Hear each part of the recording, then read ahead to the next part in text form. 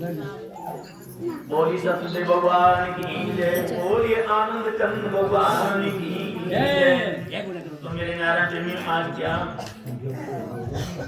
वही ध्यान लगाएंगे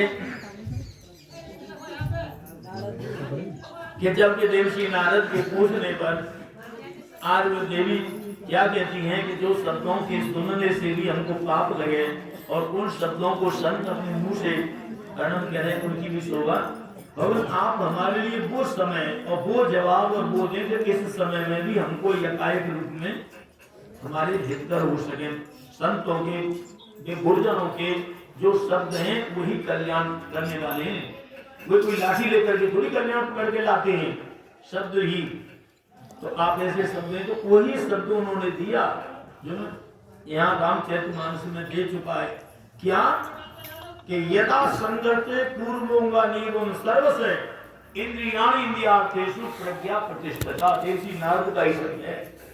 क्या उसका जैसे कछुआ सफर करता है, दुनिया एक निया नहीं और तीन निया नहीं, दुनिया इसमें दोनों यहाँ दो यहाँ दुनिया है ना, अर्थ बोला ना, यानी इसमें अच्छे भी बुरे भी, दिन भी रात भी, स्वर्ग भी नरक भी, सृष्टि भी प्रलय भी, बनना बिगड़ना पुनः उजड़ना है ना। तो यहाँ तो ताली लगाती है बोलती है एक ही ताली, ताले की एक ही चाबी है जो एक ही दोनों कार्य करती है। तो कहने का मतलब यहाँ पर इंद्रियां जब पढ़ती हैं तो अच्छा भी बुरा भी रखना पड़ेगा। अच्छा भी और बुरा भी। तो आप ये पर्दा है ना, आपको मालूम है ये पर्दा तो हमारे यहाँ प्राचीन नहीं है, सातुर्चित नहीं है। ये तो जब चला है, जब कब्सला हो गया है राजा विराजों का, अंग्रेजों का, मुसलमानों का आदि जैसे आया, पहले नहीं थी। रामचरित्र को पढ़ करके देखा ना, सीखे के बाद का नहीं हो गए, ऐसा नहीं बने। और देख तो पिता के पुत्री के लिए पर्दे तो शरीर में स्वयं का नाम गुप्तांग क्यों कहा गया है? गुप्त नहीं है इसका नाम शरीर में। पर्दे तो पुत्री पिता के भी है, बहन के भाई के भी है। ये कौन पर्दा थोड़ा विष्णु तो कह दी ये हम कौन सी ऐसी चीज है दूसरों को छुपाएंगे? आपको उदाहरण के लिए दे रहा हूँ, कोई चेहरे में ऐसी चीज है जिसे छुपाया जाएगा? कोई चीज ना ऐसा ऐसी तो। और जो शरीर में चीज है उसी का नाम गुप्तांग है। वो पिता से भी और भाई से भी। आगे बात समझ में, जो शरीर से शरीर में अंगों का भी नाम लेता है, जिनका ही नाम गुप्तांग है, तो वो गोपनीय। तो फिर पिता से भी पुत्री का भी, भाई से बहन का भी। और ये बच्चा जन्म दिया है, अब ये तक ये भूतान के मध्याम डाले माँ भी अन्न शरीर में बस्तर नहीं है, जन्म दे रही है। और जन्म पाने वाले भी खाने में पैदा हो रहा है, शरीर में तो पैदा हो रहा है, तो वस्त्र भी नहीं है। और उसी बेटे से माँ भी पर्दा करेगी, माँ का बेटे का भी पर्दा है। मेरा मतलब समझो, ये पर्दा क्या छोड़ो, मतलब अब दे रहा हूँ कि इन पर पर्दा आंतरिक से, विवेक से, ज्ञान से जो पर्दा डाला जा रहा है वो है यदा संगते पूर्वोंगानीवं सर्वस्य। जैसे कि कौन शब्द भगवान की, जैसे कि आकृति को आपकी को आती कछुआ अपने अंग को अपने अंग में समेट लेता है, हो गया पर्दा। इंद्रियाणि इंद्रियार्थेषु, ऐसी इंद्रियों को अर्थ है विषय इनका, इंद्रियों का अर्थ विषय है। इनके विषयों से प्रज्ञा प्रतिष्ठिता, ज्ञान के द्वारा अपने में प्रतिष्ठित कर लेता है दुराचारियों से। जैसे कछुआ हम सबसे करेगा, वो दुराचारियों से सबसे करेगा, कछुए का उदाहरण दिया है। उसी तरीके से ज्ञान के द्वारा दुष्ट दूत दुराचारियों से अपने आप को अपने विवेक के द्वारा स्थित कर लेते हैं। इंद्रियाणि हर्ता यन्मनोयन विधीयते ततस्य हत प्रज्ञा वायु में पावसी। ऐसे के जल, जो नवका का स्वामी है जल, और वो स्वामी के साथ में धोखा कर देती है। सात संबंध को छोड़ करके चार संबंध बनाना, आसक्ति संबंध की बोलिए कि यानी वो वायु से संबंध जोड़ देती है। ये उदाहरण है नव का जो चेतन है, जिसमें निर्जीव चीज है, सजीव चीज ही नहीं है, जीव ही है, तो वो करना क्या है, दूसरा से रहते। लेकिन उदाहरण दिया है नवका का कि नवका जल का स्वामी है, जल में तो चलेगी, जल में चलेंगे नाव को चेतन पथ में रहो, यानी जल को छोड़ करके वायु और वेग आ जाता है, तो घटना में यानी डूबती किसमें, जल में,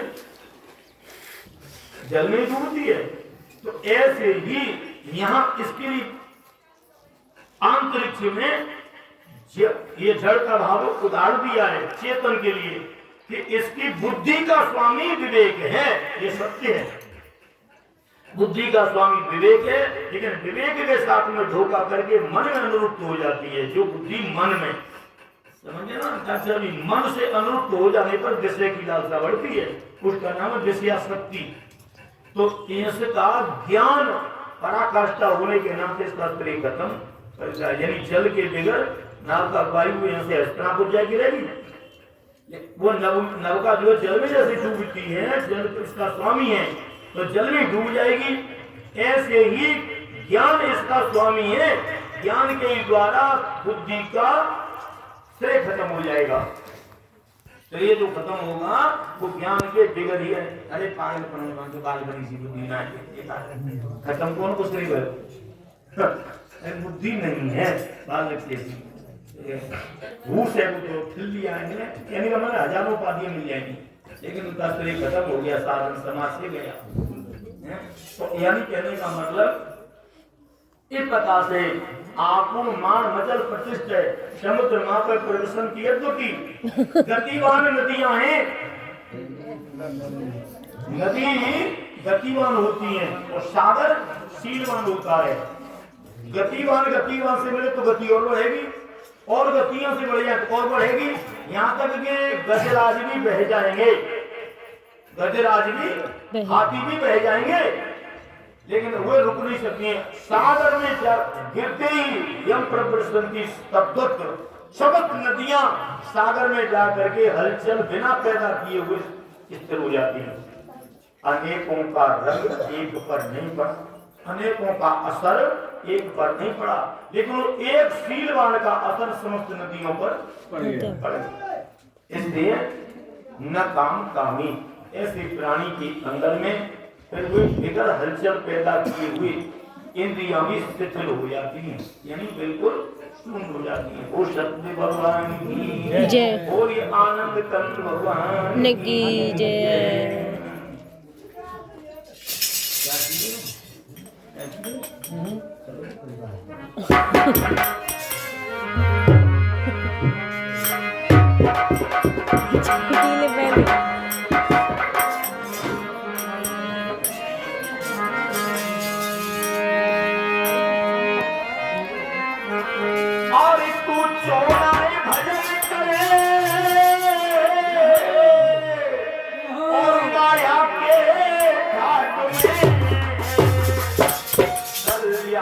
तेरा होगा भगवत के पास में।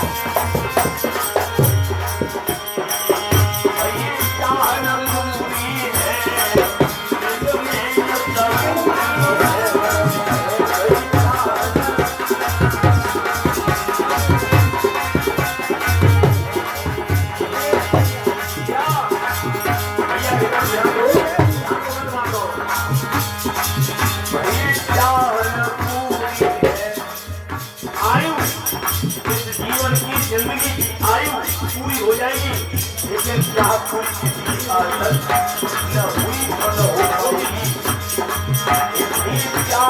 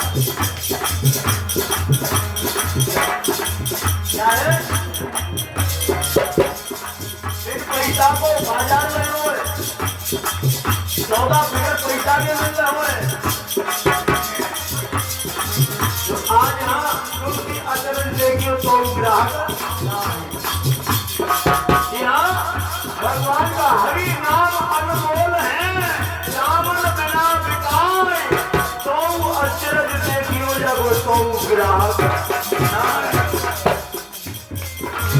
आज दिवस इसलिए माना गया है सत्संग में जाने से सत्संग में सफल हो गया, और उसी घड़ी और उसी मुहूर्त से जीवन में सफल हो गया। अगर इसका थोड़ा सा भी असर में चला गया तो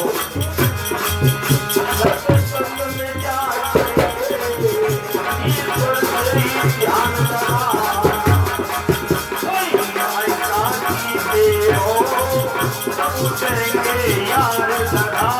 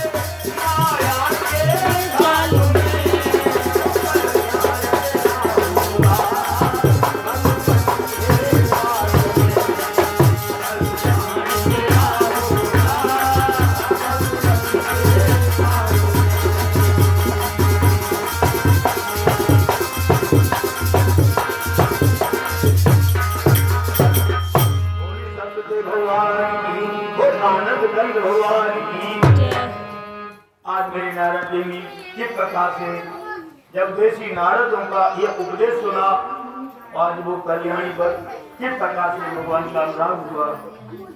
यहाँ मेरे के लिए कड़ी आ रही है,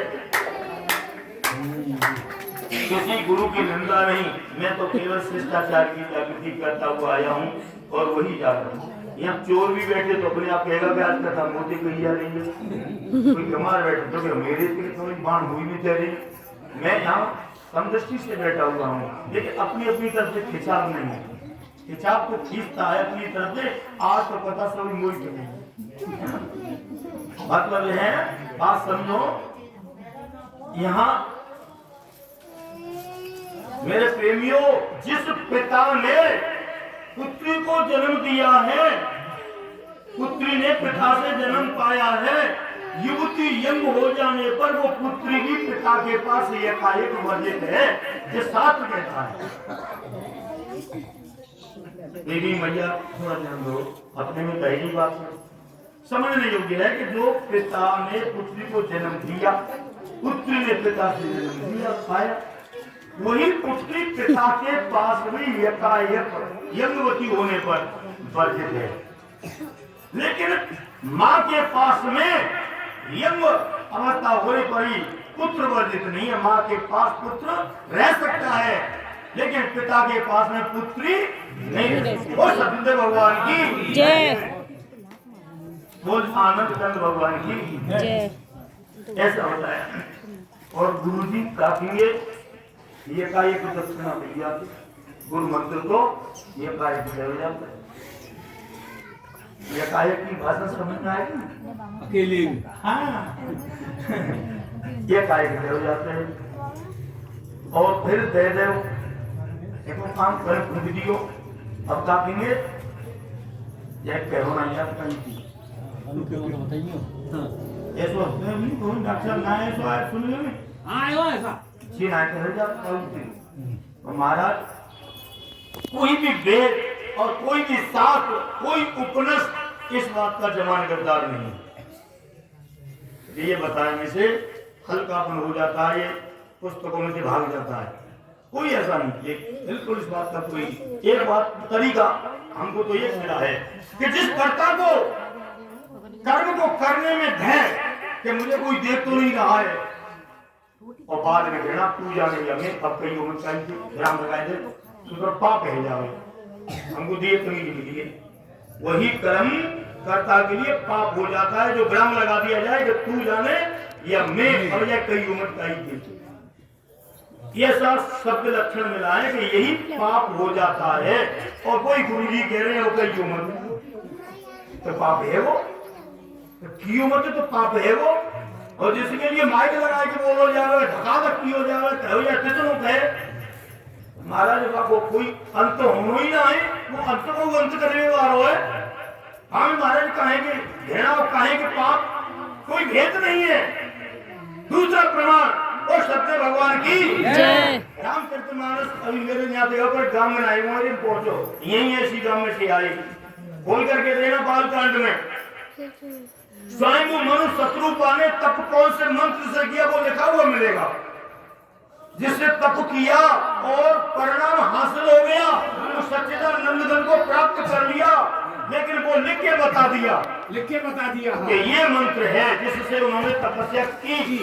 और जिस प्रसंग को मैं कह रहा हूँ, कहने जा रहा हूँ, ये प्रमाण इसी रामायण में फिर मिलेगा। कौन सा? जो ध्रुव ने तपस्या की, देवकी नारद ने जो मंत्र दिया वो भी यही था जो स्वयं मनु ने किया है, वही मंत्र देवकी नारद ने दिया। लेकिन वो तो आज तक हल्को भयो ना, भारी हो जाता है और ज्यादा भारी है वो। पहले मेरे को बारे मुकदमा सीख लो और दूसरे मेरे को ब्रह्मांड हिलाई दियो। लेकिन महाराज को तो हल्को भयो नहीं।